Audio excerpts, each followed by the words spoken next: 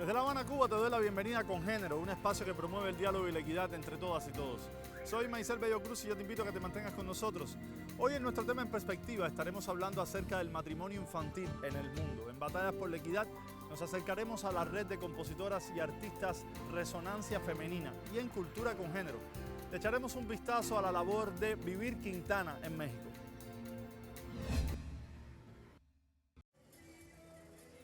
Tras 20 horas de debate, diputados nacionales dieron media sanción a las iniciativas de salud integral de la Administración Fernández para cuerpos gestantes y niños. Uno construye los consensos y intenta construir las mejores normas. La objeción de conciencia no impide que todo el servicio público de salud atienda a aquellas mujeres que lo requieran. Y también implica fortalecer la educación sexual integral, fortalecer la entrega de anticonceptivos en las salas de salud y saber que hablamos de abortos químicos. Nosotros creemos que se ha avanzado fuertemente, que fue transversal, todas las fuerzas políticas tenían gente que estaba apoyando esto, un gran logro el día de hoy, así que mucha felicidad que la voz de la calle y de la Marea Verde llegó al recinto y se hizo media sanción. Para el bloque oficialista, tanto legalizar y despenalizar el aborto y garantizar que las mujeres puedan continuar con su embarazo si lo desean, es un acto de justicia social. Es muy importante, extiende la asignación universal por hijo, promueve la asignación universal por cuidados para las mamás que cuidan niños de 0 a 3 años y las personas gestantes y por sobre todas las cosas genera que el niño de 0 a 3 tenga el servicio de salud y los alimentos garantizados. Así es que la condición económica plantea no sea un motivo para que vos tengas que elegir tu plan de vida, sino que sea tu deseo el que se pueda cumplir. Fuera y dentro del Parlamento, cientos de activistas en contra y a favor de las normas acompañaron la maratónica sesión en la Cámara Baja. Yo creo que es algo muy importante porque es una lucha que viene de hace años, o sea, de antes de que yo esté en este mundo y que se logra este nuevo, no me sale la palabra, este nuevo derecho para las mujeres, no solo también para las mujeres, sino para las trans, para las disidencias. Es algo muy grosso, que logremos todos tener este derecho para todas las personas gestantes. Para los legisladores nacionales, además se trata de un avance en valores de una sociedad que deja la hipocresía de lado. Es una conquista del movimiento de lucha de las mujeres que hace décadas viene peleando persistentemente por este derecho y la verdad que es una conquista de esa gran lucha que con las nuevas generaciones tomó un impulso renovado en los últimos años y la verdad que esperamos que se apruebe en el Senado, ¿no? Donde vimos en el 2018 cómo se le dio la espalda a cientos de miles de mujeres y va a ser una dura batalla que también implica una multiplicación de la movilización que vimos hoy para que esa fuerza logre que se transforme en ley. Con 131 votos a favor, 117 en contra y 6 abstenciones para la interrupción voluntaria del embarazo, 196 votos afirmativos, 0 negativos y 5 abstenciones para el plan de los 1000 días, ambos proyectos pasaron a la Cámara de Senadores para su tratamiento en comisiones y luego su debate y votación. Carolina Silvestre, Telesur, Buenos Aires. Te propongo ahora conocer algunos datos que nos ilustran acerca de este gran flagelo en el mundo que es el matrimonio infantil. Matrimonio infantil en todo el mundo. Alrededor de un 21% de niñas adolescentes se ha casado antes de cumplir los 18 años. Es decir, 650 millones de niñas se casan cada año. De ellas, 37% en África subsahariana. En el caso de América Latina, 1 de cada 5 niñas es dada en matrimonio. Las tasas de prevalencia más altas son de República Dominicana con 37%, en Brasil 36%, México 23%, mientras que en Nicaragua es de 41%, en Honduras de 34% y en Guatemala 30%. Sin embargo, debido a la falta de datos, en muchos países se desconocen las cifras reales de matrimonio infantil.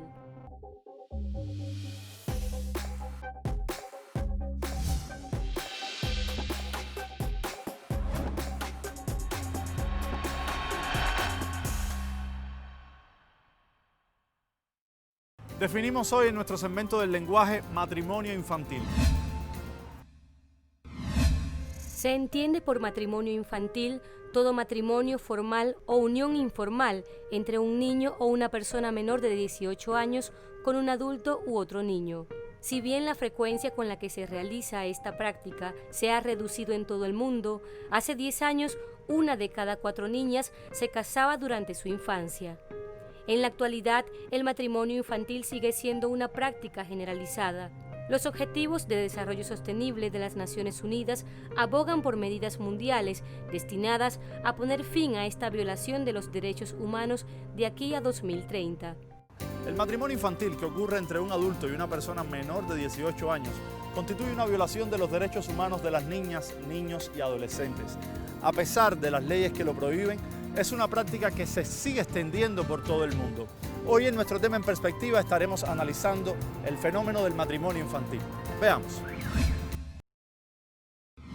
El matrimonio infantil es un fenómeno social que, aunque genera terribles consecuencias para la menor, es una práctica naturalizada en todo el mundo.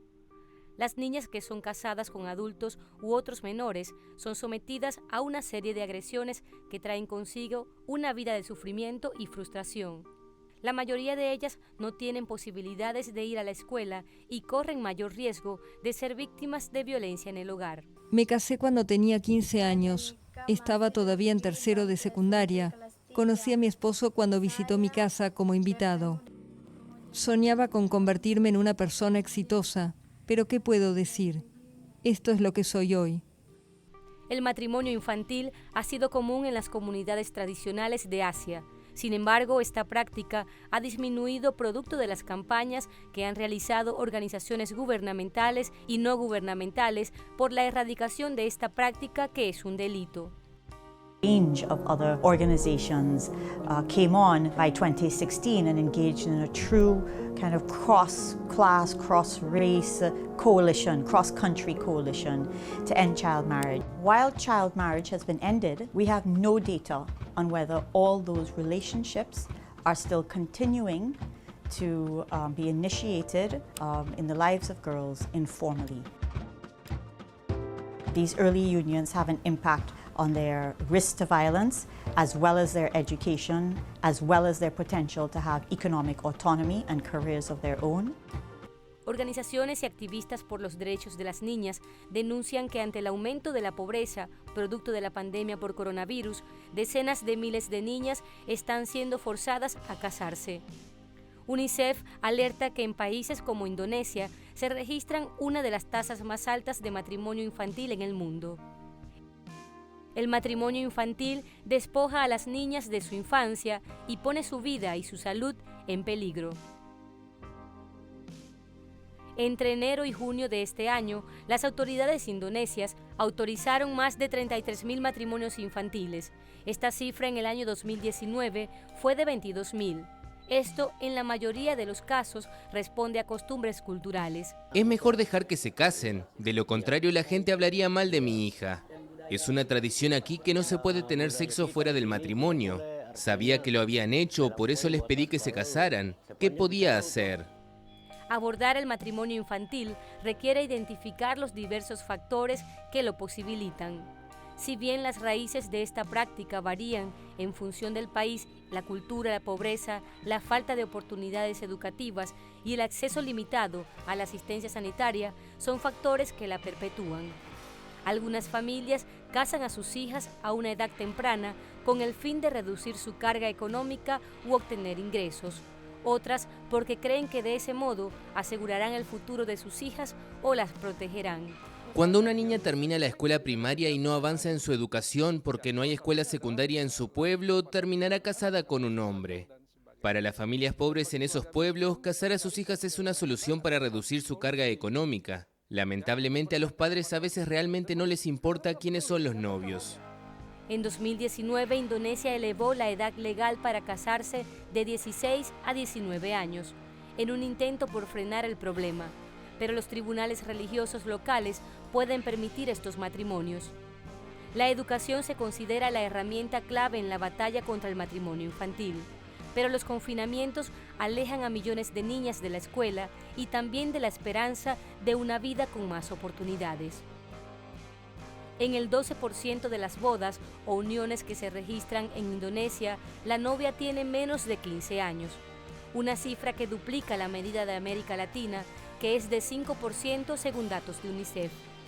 En el caso del continente americano, en países como República Dominicana, se impulsan propuestas legislativas para prohibir el matrimonio infantil. Hemos dicho que dentro de muy breve tiempo se hará una votación en el Pleno y que yo estoy seguro porque he conversado con la mayoría de las bancadas y todas manifiestan su disposición y su compromiso de votar para que el matrimonio infantil sea prohibido en la República Dominicana de manera definitiva. En la Conferencia Virtual Mundial de Mujeres de las Naciones Unidas, la ministra de la Mujer, Mayra Jiménez, destacó de los desafíos de las mujeres dominicanas.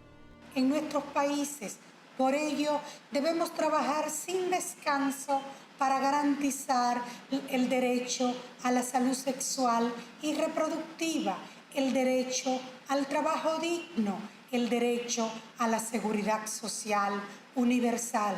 Debemos trabajar para eliminar el matrimonio infantil y las uniones a temprana edad.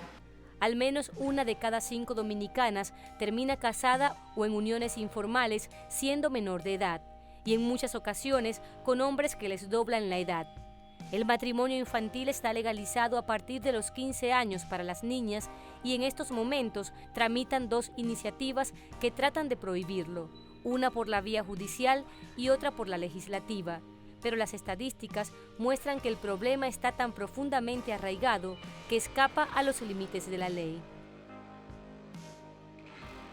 Resist and push back against the behavior of their peers, ideally without them being then evicted from the group.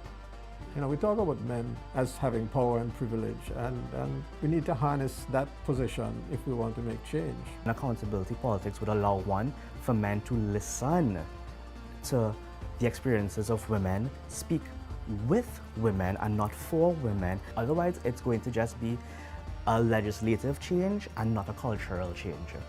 Changing the law around child marriage is one level, one mechanism of changing ideas and ideologies, but quite frankly, we know that the valuing around women and girls and bodies and agency still exists. While we have abolished child marriage, we have not abolished predatory masculinity. Los motivos que explican la cantidad de matrimonios infantiles forzosos son varios. Entre ellos está el hecho de que esta práctica es legal, la falla o falta de políticas públicas en materia de protección de niños, niñas y adolescentes, las costumbres culturales y el machismo. Pero también inciden otros factores como la expectativa de salir de la pobreza, la violencia intrafamiliar, la hipersexualización de las niñas y la religión. El matrimonio infantil en general es fruto de una combinación de factores: pobreza, desigualdad de género y falta de protección de los derechos de los niños y las niñas. Estos factores con frecuencia se agravan por un acceso limitado a una educación de calidad y a oportunidades de empleo, y se ven reforzados por las normas sociales y culturales fuertemente arraigadas. Después de conocer las tristes experiencias de las víctimas de este flagelo, te propongo hacer una pausa. Enseguida regresamos con más de Congénero.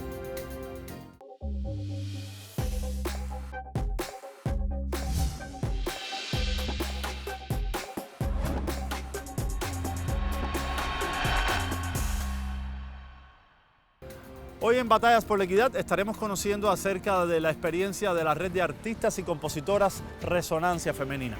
Adelante.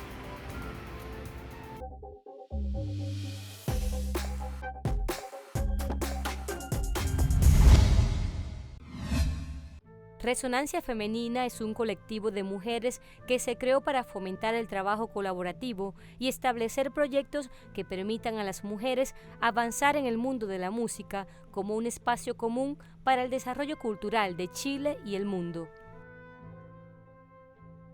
porque lamentablemente las que hemos estudiado composición siempre hemos pensado que somos la única que ha estudiado composición, porque la bibliografía en este país jamás se ha hecho cargo de poner referentes mujeres, ni de conocer el repertorio de mujeres, ni de darlo a conocer en las cátedras, ni en nada.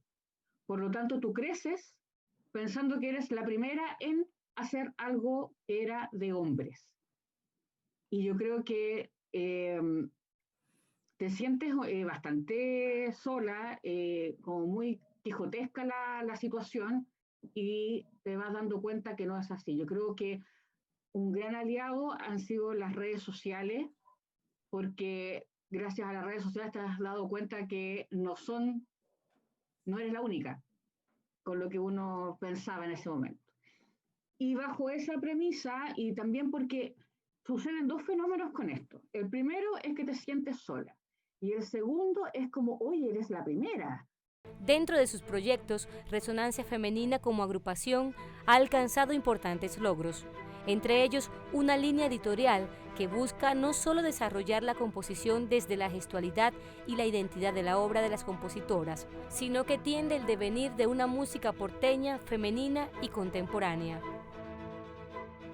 Entonces después yo me di cuenta que en el postítulo había más personas estudiando composición que eran mujeres, incluso había una que había entrado antes que yo, y yo no sabía, y no te cuentan, pues. Es como que no hay ese vínculo. Y esa persona era Fernanda Carrasco, y cuando nos dimos cuenta de que no éramos solas, y que habían más en otras partes también, decidimos formar un proyecto. En realidad fue un proyecto, así como, oye, ¿qué podemos hacer? Porque no hay nada donde uno diga, ¿dónde busco la música hecha por mujeres? ¿Dónde está la escritura de las mujeres? ¿Cómo están formadas las mujeres? Y ahí se nos ocurre hacer un disco con las obras de las compañeras que uno sabía que estaban componiendo. Y ahí nace el disco Resonancia Femenina, música de compositoras chilenas del siglo XXI. Y cuando decidimos hacer ese proyecto, uno investiga, obviamente, para hacer un buen proyecto, y nos dimos cuenta que iba a ser el primer registro fonográfico de compositoras. Las diferencias entre hombres y mujeres de la industria musical son abismales, especialmente en el ámbito de la música clásica. Discriminadas, subrepresentadas, con menores salarios, las mujeres artistas y compositoras quieren salir de la sombra en la que han estado y a la que han sido sometidas desde siempre. Mujeres de todo el mundo luchan por cambiar el paradigma y las voces se están comenzando a escuchar.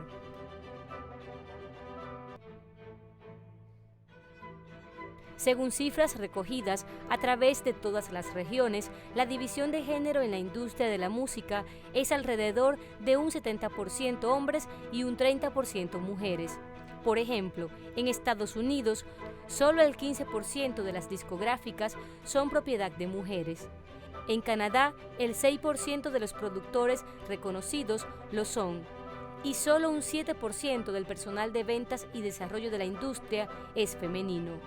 En Europa, las compositoras registradas suman apenas un 20% del total.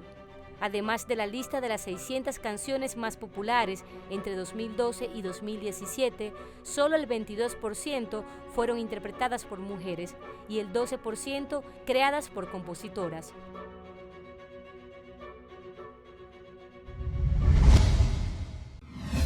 Hoy estaremos hablando en Cultura con Género acerca de Vivir Quintana, cuyo tema Vivir sin miedo se viralizó muy rápidamente y se ha convertido en un referente de la lucha de las mujeres tanto en México como en América Latina.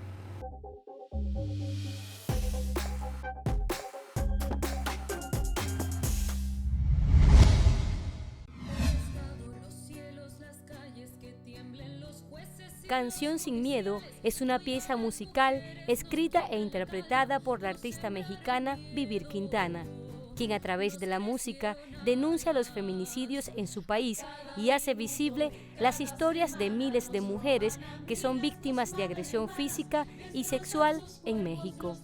La canción, que inició su difusión en México, trascendió las fronteras debido a que se hizo viral en las redes sociales, convirtiendo la canción en el coro de millones de víctimas de violencia de género.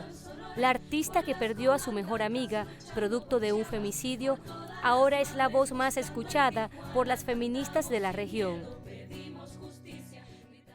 Soy originaria de Francisco y Madero, Coahuila, soy cantautora, soy compositora y pues también mi mitad también es de acá de Saltillo, Coahuila, que es mi segunda casa. Me di cuenta que muchas amigas, que muchos amigos tienen temas de cerca, el feminicidio, ¿no? Muchos de cerca. Y después me di cuenta, ya haciendo como investigación y leyendo y escuchando y viendo noticias, me di cuenta que hay muchas mujeres que están privadas de su libertad física en muchos lados de la República por haberse defendido de sus agresores, ¿sabes? Entonces por eso a mi proyecto le puse Cría Rosita Alvírez, maté a Hipólito, ¿no? Maté a mi agresor. Entonces es un cancionero. Hasta ahorita estoy llevando 4 casos de 4 mujeres que mataron a su agresor, los privaron de su vida y por defenderse están pagando una condena. Quintana, además de artista, es militante del feminismo y por ello invierte buena parte de su tiempo en responder mensajes de organizaciones que trabajan contra la violencia de género en distintos estados de México y otros países como Francia, Canadá, Colombia, Venezuela y Argentina.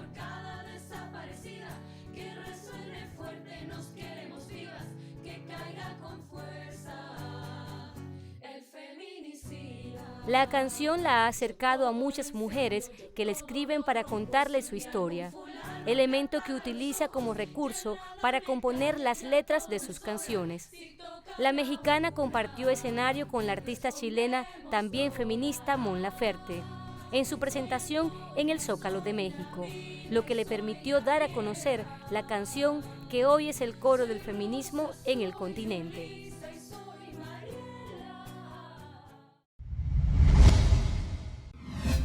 Y así llegamos al final. Te recuerdo que puedes seguirnos en nuestra página web telesurtv.net, así como nuestro canal de YouTube Con Género Telesur. Te dejamos con buena música. Hasta una próxima entrega de Con Género.